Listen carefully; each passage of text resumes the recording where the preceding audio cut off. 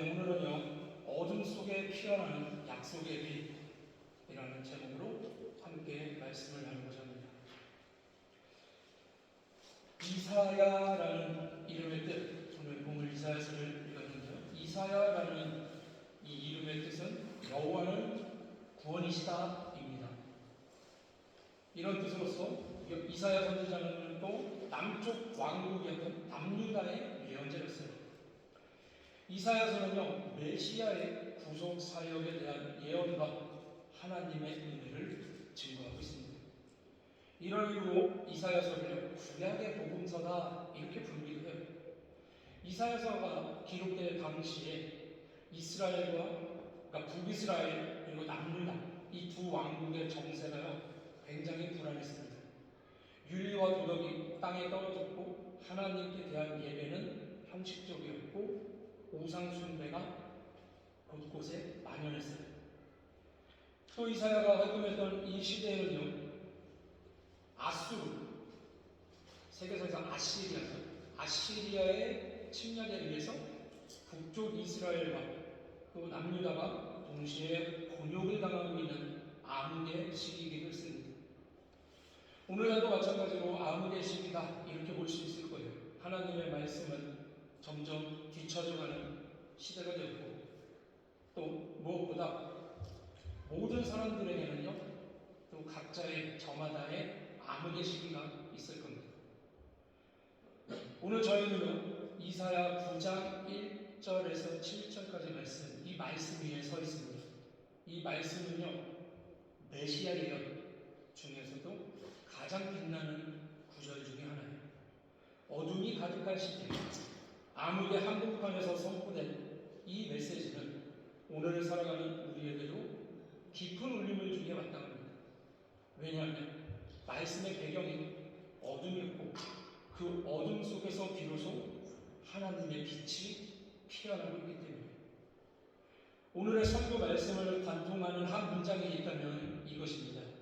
어둠은 절망이 아니라 하나님이 빛을 비추시는 출발점이다.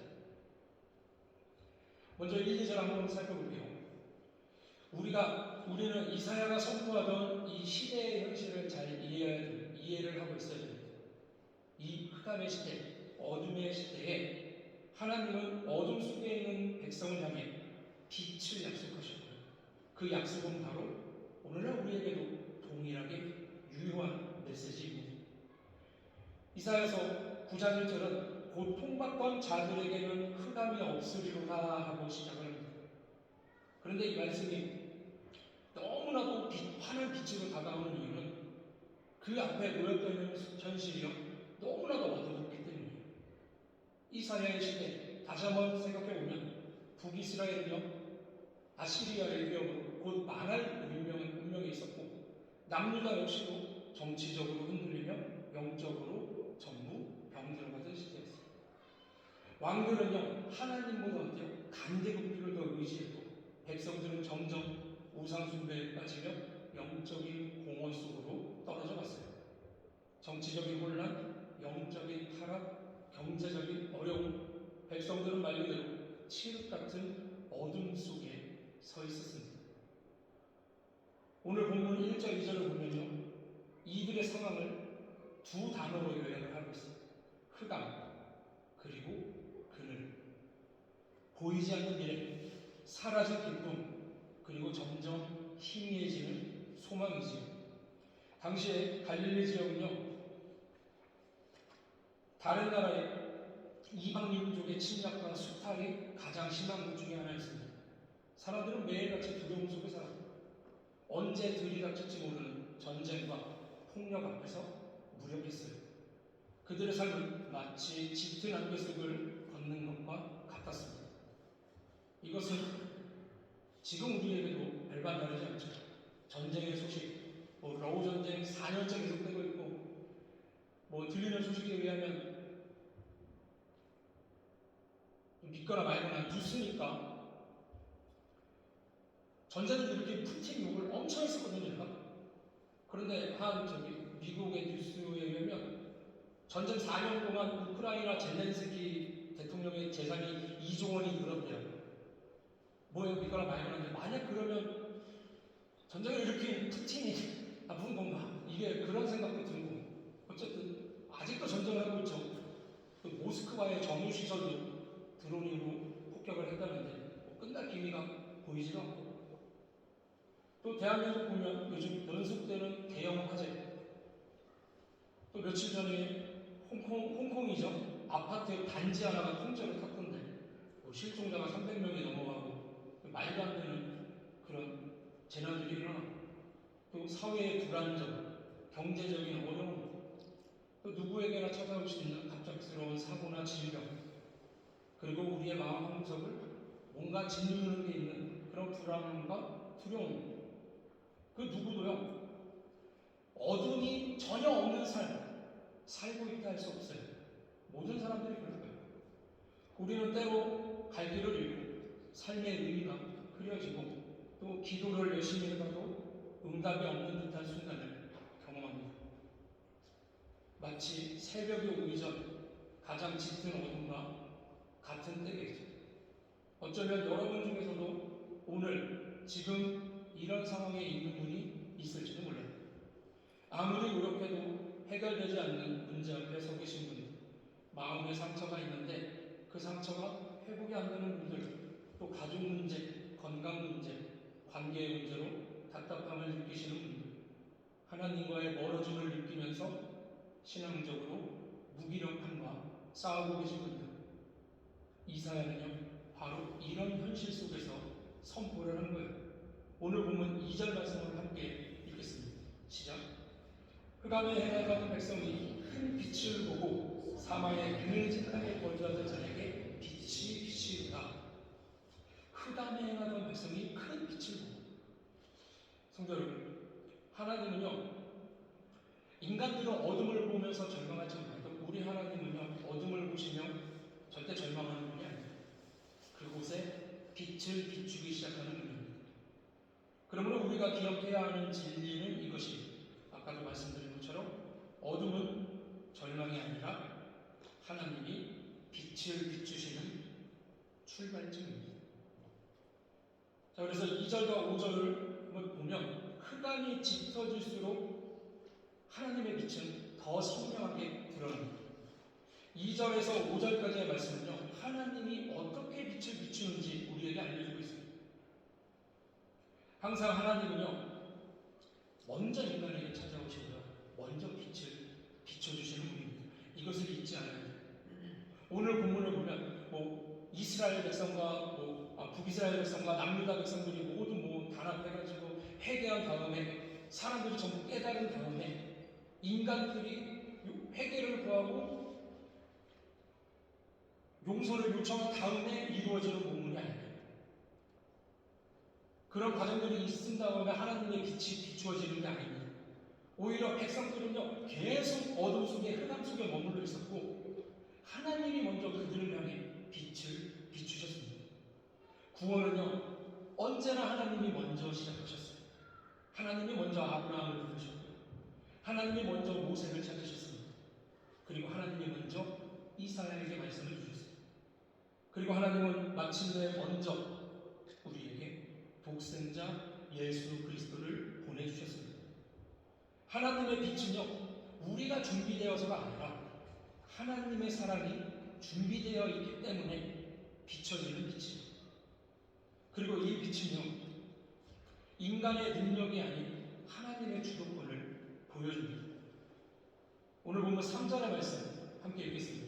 시작. 주께서 이 나라를 창성하게 하시며 그 즐거움을 더하게 하셨으므로 추수하는 즐거움과 다짐으로 나는 그들의 즐거움같이 그들이 주어서 즐거워하라. 하나님은 주께서 이 나라를 창성하게 하시고 라고 말씀을 하셨어요. 이 변화는요 인간이 만들어낼 수 있는 변화가 아닙니다. 어둠 속에서 빛을 만들어낼 능력은 인간들에게는 없어요. 예를 들어서 우리가 캄캄한 방 안에 있습니다. 전기가 끊겼어요. 라이터도 없고요. 초도 없어요. 그러면 스스로 방에 앉아가지고 아무리 몸을 흔들고 손을 비비고 발을 부른들 빛은 절대 생기지 않습니다. 빛은요, 밖에서 들어와야 돼요. 우리의 노력으로 어둠을 몰아낼 수는 없어요.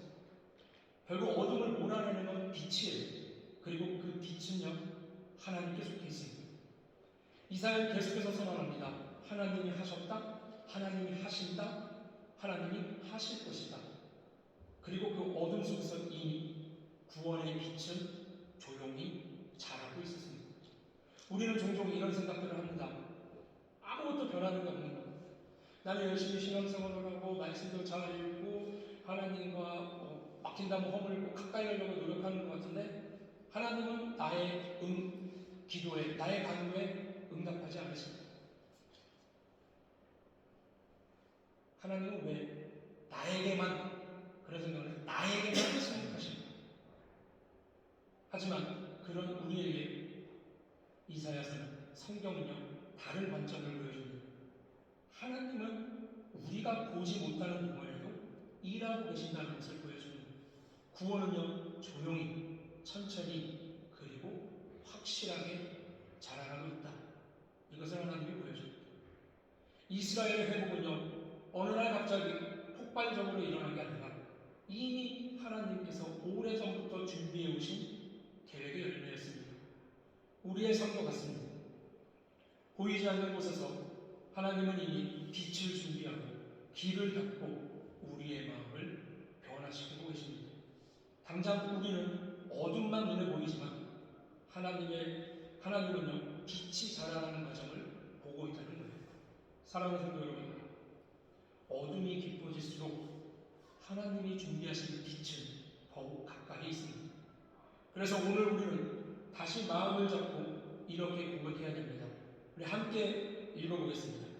따라서 어둠은 절망이 아니라 하나님이 빛을 비추시는 출발점입니다. 자, 이제 이사야의 시선은요, 빛의 근원이면서 역사의 전환점을 이루는 존재, 메시아에게로 향합니다.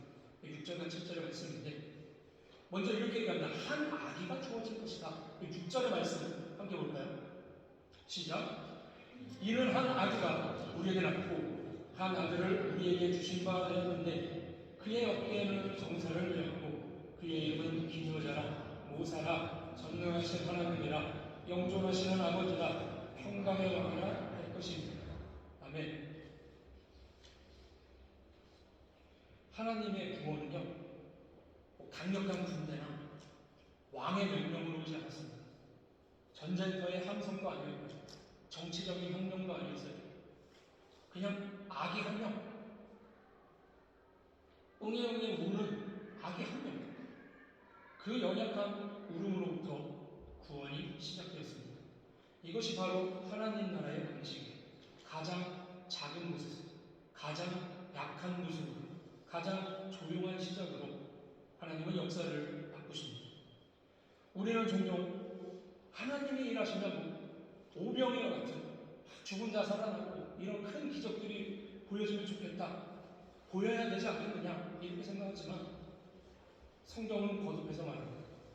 하나님의 일은 작은 곳에서부터 시작됩니다. 그리고 묵묵하게 자랍니다. 그리고 반드시 완성됩니다.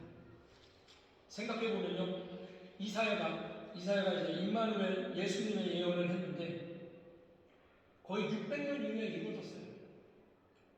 그러니까 따지고 보면 이사야가 외쳤을 때 당시의 백성들은요, 빛으로 오신 예수님을 못 본 거죠. 그런데 결국 하나님의 말씀은 어떻게 된다는 걸 우리가 알고 있어요. 결국엔 이루어지는 거예요. 그래서 예수님의 성탄을 기다리는 대림절에 예수님의 오심을 기다리고 또 우리의 삶은 어떻습니까?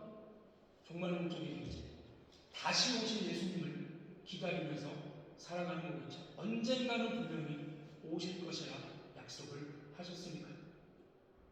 자, 그리고 예수님이 오시는데 그 아기에게 이름이 굉장히 많았어요. 이 아기는 단순히 위대한 사람이 될 아이다, 이게 아니었습니다.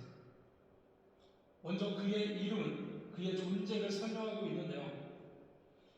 그 전에 7장 14절, 이사야서 7장 14절 말씀 한번 보여주실래요? 우리 함께 읽겠습니다. 시작.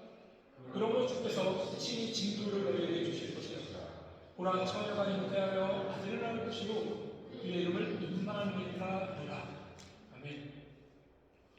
임마누엘의 뜻은요, 하나님이 우리와 함께 계신다 입니다. 마태복음에서도 아기 예수의 이름을 임마누엘이라고 지으라는 천사의 메시지가 있었죠. 이는 곧 예수님이 하나님이신 것을 나타냅니다. 또 오늘 본문에서는 그 이름들을 어떻게 표현합니까? 자, 먼저 기묘자라고 합니다. 한글을 직역하면 기묘한 사람이죠. 따지면 기묘한 사람입니다. 원문적으로 보면 놀라운 상담자에 가깝습니다. 그는 인간의 지혜를 초월한 지혜로 우리의 인생을 인도하십니다. 어떻게 이 길이 열렸지? 어떻게 이 문제가 해결됐지? 어떻게 나 같은 날라리가 설명됐지? 어떻게 내가 여기서 설교를 한 거지? 이것이 바로 기적처럼 일하시는 기묘자의 손길이에요. 또 뭐라고 설명할까? 이걸 모사. 모사는 여러분 삼국지에 가장 많이 등장하는 단어예요. 모사꾼.